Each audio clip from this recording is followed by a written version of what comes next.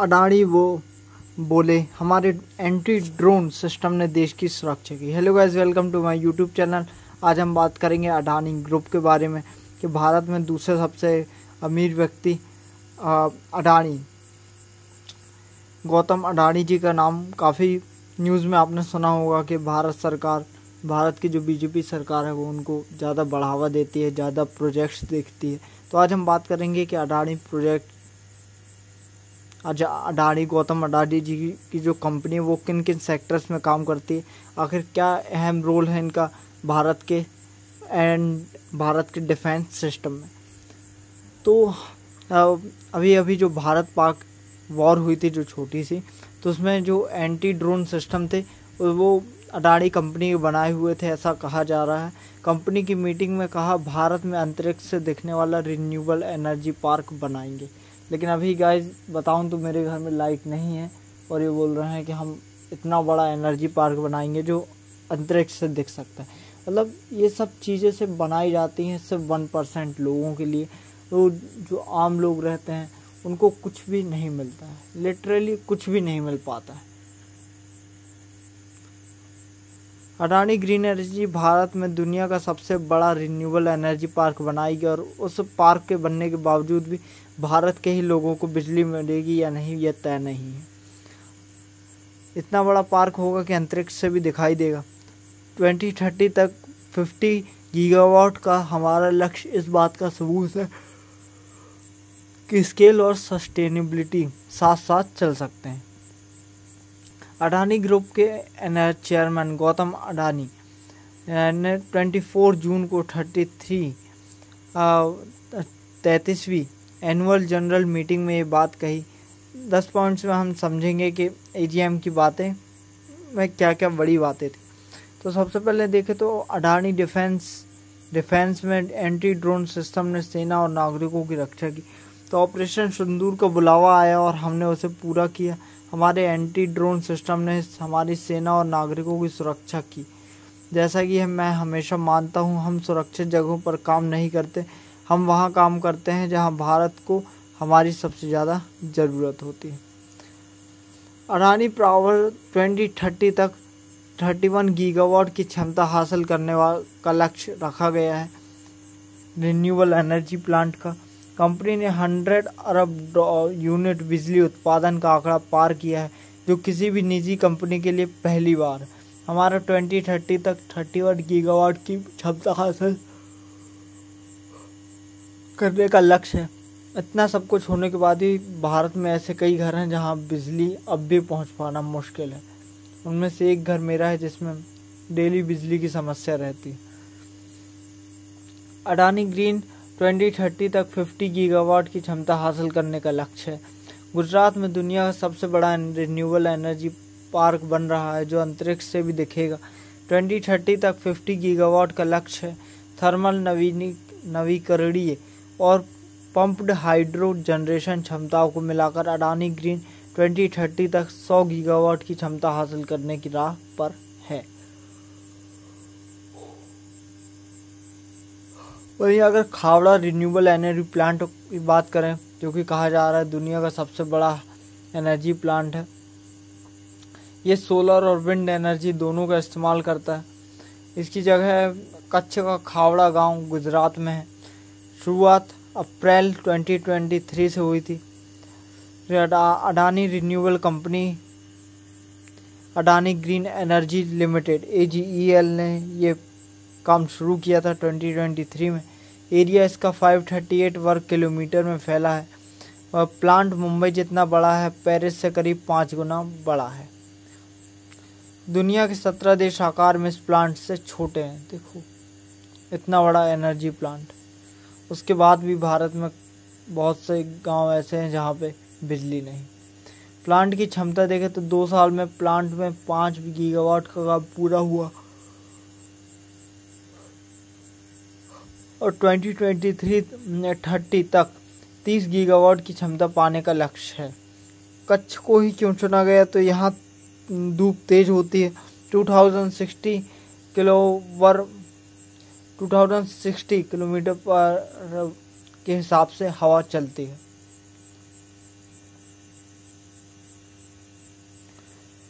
मतलब sorry guys, यहाँ धूप तेज और 2060 kWmh, इसका मतलब तो नहीं पता मुझे, होती है, मतलब इतनी तेज धूप होती है। और हवा की रफ्तार 8 मीटर प्रति सेकंड भी से भी ज़्यादा रहती है, जो इसे रिन्यूएबल एनर्जी के लिए एक आदर्श जगह बनाती है।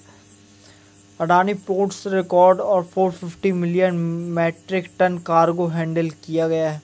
अडानी पोर्ट्स ने record 450 million metric ton cargo handle किया और भारत के व्यापार का केंद्र बन चुका है। सर इसमें सबसे बड़ा रीज़न गाइस सरकार का भी है, क्योंकि सरकार का हाथ है सीधा सीधा।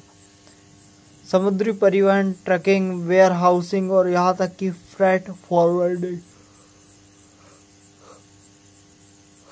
के साथ हम भविष्य की परिवहन सुविधा बन रहे हैं। प्रधानमंत्री की गति शक्ति मिशन के रूप में हमारे लॉजिस्टिक्स संसाधन MSME एक्सपोर्ट को बढ़ावा दे रहे हैं और भारत की वैश्विक प्रतिस्पर्धा को बढ़ाने के लिए रुकावटों को भी कम कर रहे हैं। अब गाइस अच्छा है, भारत आगे बढ़ रहा है, लेकिन सिर्फ 1% लोग ही क्यों 1% लोग ही आगे बढ़ रहे हैं, बाकी लोग आगे नहीं बढ़ पा रहे? इसका सबसे बड़ा रीजन है सरकार। गाइस 1% लोगों को सब कुछ देती है। आप देखो तो आज आपको कोई बिजनेस करना है तो ये टैक्स वो टैक्स, मतलब 90% टैक्स बिजनेस में ही लगा देंगे। कोई सोचेगा तो उसमें भी टैक्स, कि तुमने सोचा है बिजनेस करने का, लो इसमें भी टैक्स लगा दो, हर चीज़ में टैक्स। अडानी एयरपोर्ट्स F-25 में 94 मिलियन यात्रियों को हैंडल किया। अडानी एयरपोर्ट्स ने F-25 में शानदार ग्रोथ हासिल की है और रिकॉर्ड 94 मिलियन यात्रियों को हैंडल किया। हमने नवी मुंबई के ग्रीनफील्ड हवाई अड्डे पर पहली टेस्ट फ्लाइट भी पूरी की। यह हवाई अड्डा इस साल के अंत में खुलेगा, जिसकी शुरुआती यात्री क्षमता 2 करोड़ होगी और बाद में यह 9 करोड़ यात्री क्षमता वाला हवाई अड्डा बन जाएगा, जिससे हमें भारत के हवाई अड्डा यात्री ट्रैफिक का 35% हिस्सा मिलेगा। अडानी टोटल गैस में देखें तो 10 लाख PNG ग्राहकों को सेवा दे रहा है। अडानी टोटल गैस अब 10 लाख PNG ग्राहकों को सेवा दे रहा है। 22 राज्यों में 3400 EV चार्जिंग स्टेशन चला रहा है और असली क्लाइमेट एक्शन है, ना कि सिर्फ जलवायु की बात है। धारावी पुनर्वास परियोजना की बात करें तो 10 लाख लोगों को नए घर मिलेंगे। बस सबको घर बना दो, सबकी शादी के लिए पैसा दे दो, दहेज के लिए पैसा दे दो, बच्चे पैदा करने के लिए पैसा दे दो, मतलब सब कुछ आप ही कर दो, लोगों को कुछ मत करने दो। ये एक बहुत गलत चीज़ है गाइस इस कंट्री में, कि लोगों को घर बनाने के लिए पैसा दे दो, राशन दे दो, सब कुछ दे दो। जब सब कुछ ही दे दोगे तो लोग काम क्यों करना चाहेंगे? बस यही कुछ रीज़न है कि लोगों को घर बनाने के लिए पैसे मिल जाते हैं, शादी करने के लिए पैसे मिल जाते हैं, हर चीज़ के लिए पैसे मिल जाते हैं, राशन मिल जाती है, तो लोग बच्चे पैदा करते जाते और इससे सिर्फ गरीबी बढ़ती है गाइस, और कुछ नहीं होता। और फिर आगे चलकर झुग्गियाँ बनती हैं, बस्तियाँ बनती हैं, गांव बढ़ते जा रहे हैं, गरीबी बढ़ती जाती है, फिर बोलते हैं गरीबी है गरीबी। ये भाई जब पैसा नहीं है तो क्या ज़रूरत है बच्चे पैदा करने की? और सरकार इस पर कोई रूल भी नहीं बना रही। सरकार तो चाहती है आप गरीब हैं तो और गरीब बने रहें, बस टैक्स भरते रहें। एशिया की सबसे बड़ी झुग्गी बस्ती को शहरी पुनर्वास परियोजना में बदलने का काम शुरू हो चुका है। देख रहे हो गाइस, मतलब आप मानते हो कि एशिया की सबसे बड़ी झुग्गी आपके शहर में है, आपके देश में है। मतलब भारत में एशिया की सबसे बड़ी झुग्गी, सबसे गरीब देश भारत है क्या? लेकिन भारत का एक हिस्सा जो सबसे ज़्यादा गरीब है पूरे एशिया में। यहाँ 10 लाख लोगों को नए घर, स्कूल, अस्पताल और पार्क मिलेंगे और बस वो भी धीरे धीरे गरीबी में बदल जाएंगे। Dharavi project, company Adani properties, सारी जगह देखे तो एक ही कंपनी को बढ़ावा मिलता है, भेदभाव। बजट 23,000 करोड़, डेडलाइन 17 साल में बनेगा। मतलब इतने से काम के लिए अगर 17 साल लग रहे हैं फिर तो हो गया बंटाधार देश का। इतना स्लो काम, मतलब इतना स्लो काम। 29 नवंबर 2023 को अडानी ग्रुप ने बोली जीती। यही सब पैसा अगर टेक्नोलॉजी में, साइंस में लगाया जाए तो आज भारत कहाँ से कहाँ पहुँचे। फाइटर जेट्स के बनने के इतने सालों बाद भी आज भी सिर्फ 4-5 ही देश हैं जो फाइटर जेट्स का इंजन बनाने में सक्षम है। अमेरिका, फ्रांस, ब्रिटेन, रशिया, और कोई देश नहीं है जो इनके फाइटर जेट, और जर्मनी, और फाइटर जेट्स के इंजन बनाने में सक्षम हो। लेकिन हमें तो सब योजनाएं चलानी। 29 नवंबर 2022 को अडानी ग्रुप ने बोली जीती। बोली की रकम 5069 करोड़ रुपए। 13 जुलाई 2023 को अडानी ग्रुप को टेंडर मिला। प्रोजेक्ट के तहत 68,000 हजार से ज़्यादा परिवारों को फ्री में नए घर मिलेंगे। फ्री में क्यों भाई? फ्री में मतलब आप क्यों फ्री में घर देंगे किसी को? क्या ये आपका फ़र्ज़ है? आपका जो मेन फ़र्ज़ है वो कीजिए ना, अपने देश को आगे बढ़ाना है। ऐसे थोड़ी बढ़ेगा देश कि आप लोगों को फ्री में घर दे देंगे। नहीं, ये तो बिल्कुल भी सही नहीं। वही लोग 68,000 लोग, हर घर में आप देखना 10-10 बच्चे होंगे। क्यों? क्योंकि सब कुछ तो फ्री में मिल गया। काम क्यों करना है? और भारत की गरीबी का सबसे बड़ा रीज़न भारत के लोग हैं। पात्र लोगों को धारावी में 350 स्क्वायर फीट के घर मिलेंगे फ्री में। क्या ज़रूरत है फ्री में देने की? अपात्र लोगों को धारावी के बाहर 300 स्क्वायर फीट के घर मिलेंगे। बहुत गलत चीज़ है। अडानी ग्रुप रेवेन्यू कुल राजस्व 2,71,664 करोड़ रुपए रहा। सामूहिक स्तर पर समेकित आंकड़ों की बात करें तो राजस्व में 7% की बढ़ोतरी हुई, EBITDA में 8% की बढ़ोतरी हुई, और हमारा नेट डेट टू एडिट अनुपात 2.6 पर हेल्दी रहा। कुल राजस्व 2,71,664 करोड़ रुपए रहा, और हमारा समायोजित EBITDA 89,000 करोड़ रहा। मतलब सब कुछ एक ही कंपनी को दे दो, एक ही आदमी को। भारत में इसीलिए तो गाइस 1% लोग ऐसे हैं जिनके पास सब कुछ, जो कभी पैसे के बारे में नहीं सोचते। और हम जैसे लोग, आप जैसे लोग हमेशा ज़िंदगी भर पैसों की तंगी के आगे झुकते रहते हैं। हर दिन की शुरुआत ऐसे ही होती है, एक 400 रुपये की जॉब के साथ। वह जॉब करते रहो और ज़िंदगी गुजारते रहो, और किसी को कोई फ़र्क ही नहीं पड़ता। सब जीते चले जा रहे हैं जैसे सब मरे हुए हैं। सामाजिक काम मुद्रा में वर्ल्ड क्लास स्किल यूनिवर्सिटी बन रही है। 3 साल पहले यूनिवर्सिटी बन रही है। बस इस देश में यूनिवर्सिटी का एक ही काम तो है, प्लेसमेंट दिलाना, जॉब दिलाना, और कोई काम ही नहीं। 3 साल पहले अपने 60वें जन्मदिन पर अडानी फैमिली ने 60,000 करोड़ रुपए की राशि स्वास्थ्य, शिक्षा और कौशल विकास के लिए दान करने का वचन दी। मतलब आप किसी से 1 लाख करोड़ रुपए ले लो, किसी से आप 50 लाख करोड़ रुपए छीन लो, और उसको 60,000 करोड़ रुपए का कोई ऑफर दे दो, स्वास्थ्य, शिक्षा, कौशल फ्री में, और फिर बोलो कि मैंने ये फ्री में किया, मैंने ये फ्री में किया। लेकिन लोग बेवकूफ़ हैं, लोग समझते नहीं।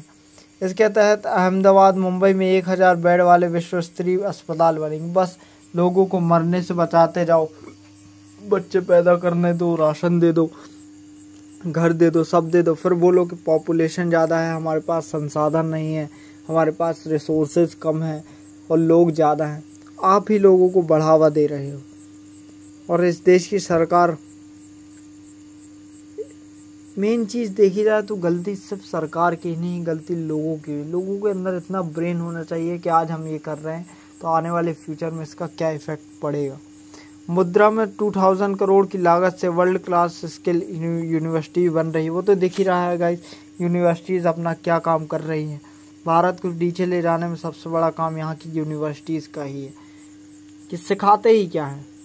कुछ भी नहीं, सिर्फ एक ही चीज़ सिखाते हैं कि रट्टा मारो, हम परसेंटेज लेके आओ, हम प्लेसमेंट दिला देंगे। बस यही काम रह गया है यूनिवर्सिटीज़ का।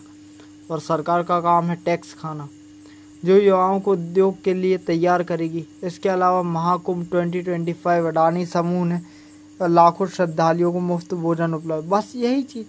क्यों मुफ्त भोजन उपलब्ध कराओगे? जब लोगों के पास हाथ पैर हैं तो वो खुद से कमा कर खाएंगे ना, आप क्यों मुफ्त भोजन खिलाओगे? यही चीज़ भारत को नीचे लेकर जाती है, सब कुछ फ्री में देने की चीज़। इस दुनिया में कुछ भी फ्री में नहीं मिलता, सब कुछ कमाना पड़ता है। फ्री में मिलेगा तो गरीबी बढ़ेगी।